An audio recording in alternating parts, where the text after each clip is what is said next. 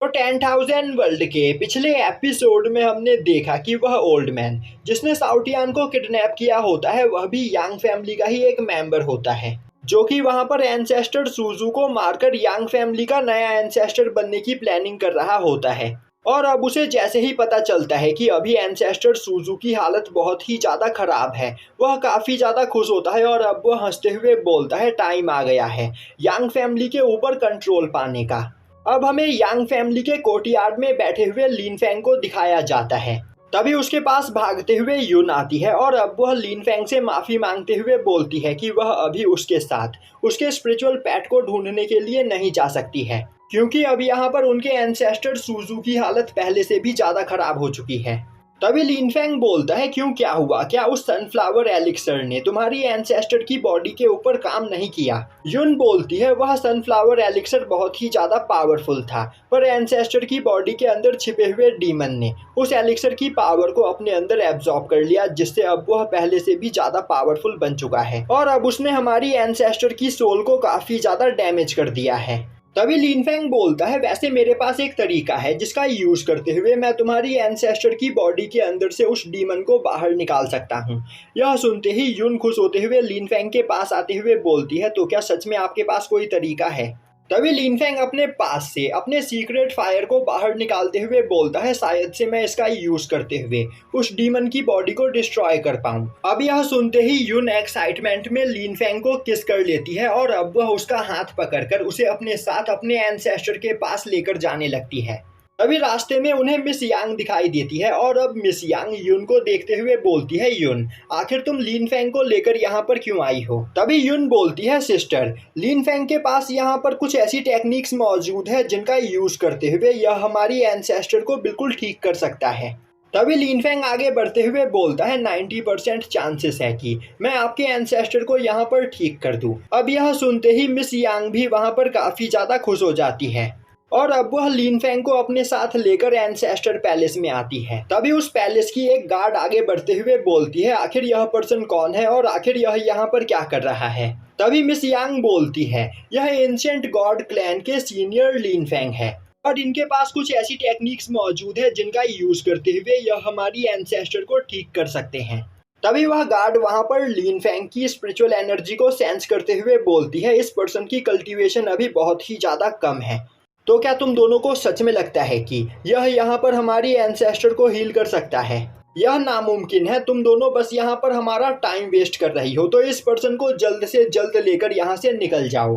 तभी युन आगे आते हुए बोलती है लिन फैंग कोई नॉर्मल इमॉर्टल नहीं है, इसने एक ही टाइम पर कई सारे डीमंस को अपने एक ही अटैक में मारा है और तो और उसने लिन फैंग के पास मौजूद टेक्निक्स को अपनी आंखों से देखा है। लिन फैंग जरूर यहाँ पर उनके एंसेस्टर को हील कर सकता है। अब यह सुनते ही वह गार्ड बोलती है तो तुम्हें इस पर्सन के ऊपर इतना ज़्यादा यकीन है तो फिर क्यों ना मैं इस पर्सन का यहाँ पर टेस्ट लूँ, अगर यह मेरे टेस्ट में पास हो गया तभी मैं इसे हमारे एंसेस्टर के पास जाने दूंगी। यह बोलते हुए वह काफी तेजी से लिन फैंग के ऊपर अटैक करती है। अब लिन फैंग एक स्वॉर्ड फॉर्मेशन बनाते हुए अपने कई सारे स्वॉर्ड से उस लेडी के ऊपर अटैक करने लगता है, पर वह लेडी लिन फैंग के सभी अटैक्स को डिस्ट्रॉय कर देती है, जिसके बाद वह अपने स्पीयर से लिन फैंग के ऊपर अटैक करती है। उसी वक्त लिन फैंग अपने केओस थंडर का यूज करते हुए उस लेडी को घायल करके खुद से दूर फेंक देता है।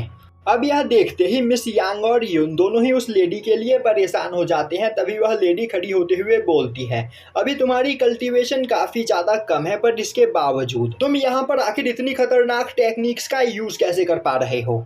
लिन फैंग हंसते हुए बोलता है यह तो बस एक मामूली सी टेक्निक थी, अब तक तुमने यहाँ पर मेरी सबसे खतरनाक टेक्निक देखी ही कहाँ है।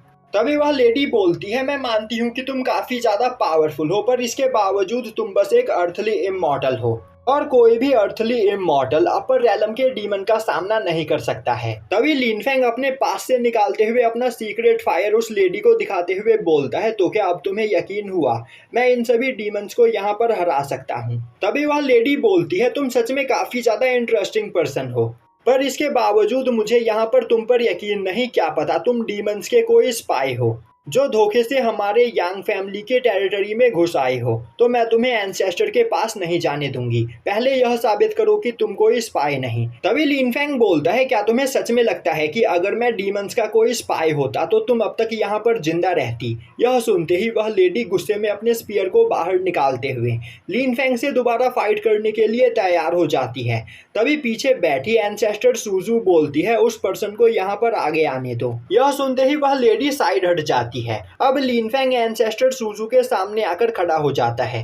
तभी एंसेस्टर सूजू उसे देखते हुए बोलती है, तो क्या तुम्हें सच में लग रहा है कि मेरे सोल सी के अंदर छिपे हुए डीमन को तुम यहाँ पर बाहर निकाल सकते हो? लिनफेंग बोलता है, हाँ, मैं उस डीमन को डिस्ट्रॉय कर दूं, इसके 90% चांसेस है, पर यह करने के दौरान मैं कोई भी डिस्टरबेंस नहीं चाहता हूँ। अब यह सुनते ही एंसेस्टर मिस यांग और यून को उस लेडी के साथ वहां से बाहर जाकर उस जगह को गार्ड करने के लिए बोलती है। यह सुनते ही वह तीनों उस जगह से बाहर चले जाते हैं। तभी एंसेस्टर अपनी ब्लू फ्लेम लोटस की पावर को रिलीज करती है, जिससे डार्क एनर्जी उसकी बॉडी के अंदर फैलने लगती है। पर वह खुद को संभालते हुए लिनफेंग से बोलती है, तुम्हारी कल्टीवेशन अभी यहाँ पर सच में बहुत ही ज्यादा कम है, तो क्या तुम्हें सच में लगता है कि तुम इस डीमन को सप्रेस कर सकते हो? तभी लिनफेंग एक स्पिरिचुअल रोप का यूज करते हुए एंसेस्टर को खुद के साथ कनेक्ट करता है और अब वह एंसेस्टर के सोल सी में छिपे हुए उस डीमन को देखता है।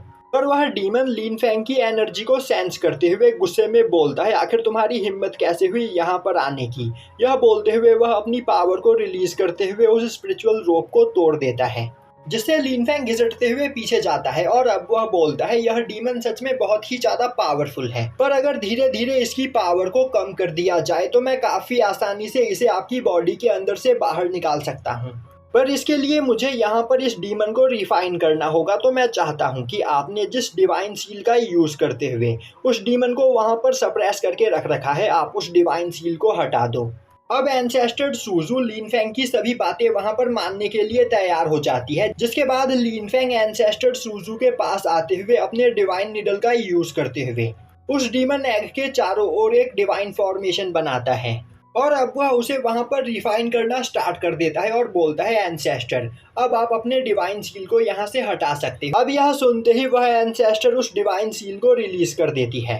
अब डिवाइन सील के हटते ही वह डीमन एग के अंदर से निकलकर बाहर आता है और बोलता है, फाइनली तुमने उस डिवाइन सील को यहाँ से हटा ही दिया, तो अब तुम्हें यहाँ पर मरने से कोई भी नहीं बचा सकता है। यह बोलते हुए वह अपने एक स्पिरिचुअल बॉडी को एंसेस्टर सूजू के सोल सी से बाहर भेजता है और अब वह बोलता है, सूजू, आज यहाँ पर तुम्हारा मरना तय है, जिसके बाद मैं आजाद हो जाऊंगा।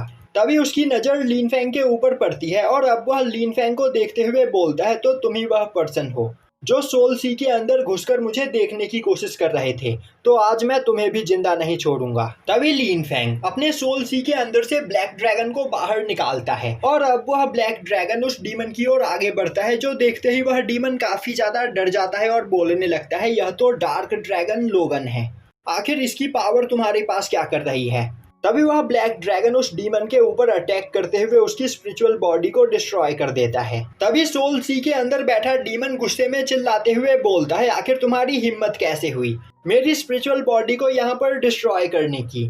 दूसरी ओर एंसेस्टर लिनफेंग को देखते हुए सोच रही होती है, मैंने यहाँ पर लिनफेंग को अंडर एस्टिमेट किया, यह सच में बहुत ही ज्यादा पावरफुल है। लिनफेंग अब उस डीमन को वहां पर रिफाइन करना स्टार्ट कर देता है। वहीं पर वह डीमन चिल्लाते हुए बोल रहा होता है, बेवकूफ बच्चे, मैं डार्क वर्ल्ड का एक डीमन जनरल हूँ, तो तुम मुझे यहाँ पर रिफाइन नहीं कर सकते हो। तभी लिनफेंग हंसते हुए बोलता है, बेवकूफ, मैंने यहाँ पर तुम्हारे डीमन एम्परर की स्पिरिचुअल बॉडी को भी रिफाइन किया है, तो तुम तो मेरे सामने एक छोटे बच्चे हो। यह सुनकर उस डीमन को लिनफेंग की बात पर यकीन नहीं होता है, पर लिनफेंग धीरे धीरे उसकी बॉडी को रिफाइन किए चला जा रहा होता है, जो देखते ही वह काफी तेजी से भागते हुए जाकर अपने डीमन एग के अंदर छिप जाता है। तभी एंसेस्टर सूजू बोलती है, अब वह डीमन एग के अंदर छिप चुका है और वह डीमन एग बहुत ही ज्यादा पावरफुल है, तो अब तुम यहाँ पर क्या करने वाले हो? लिनफेंग बोलता है, आपको इस बारे में ज्यादा सोचकर परेशान होने की कोई जरूरत नहीं, मैं उसे उसके डीमन एग से अब बाहर निकालूंगा। यह बोलते हुए अब लिनफेंग अपने डिवाइन नीडल का यूज करते हुए उस डीमन एग को वहां पर रिफाइन करने लगता है। वहीं वह सोच रहा होता है, थोड़ी ही देर में इस डीमन की पूरी पावर खत्म हो जाएगी, जिसके बाद मैं इसे डिस्ट्रॉय कर दूंगा। तभी हमें एंसेस्टर पैलेस के बाहर उस ओल्ड मैन को दिखाया जाता है जिसने साउटियान को किडनैप किया था। वह अपने कुछ साथियों के साथ वहां पर आ चुका होता है, जिसे देखते ही मिस यांग, यून और वह लेडी उसके सामने जाकर खड़ी हो जाती है। तभी वह ओल्ड मैन बोलता है, मुझे पता चला कि एंसेस्टर सूजू की तबीयत यहाँ पर बहुत ही ज़्यादा खराब है, इसीलिए मैं अपने सभी साथियों के साथ उनसे मिलने के लिए आया हूँ, तो तुम तीनों मेरे रास्ते से हट जाओ। वहीं पर उस ओल्ड मैन को देखते ही यून सोचने लगती है, आखिर यह बुढ़ा यहाँ पर क्या कर रहा है, और यहीं पर यह एपिसोड खत्म हो जाता है।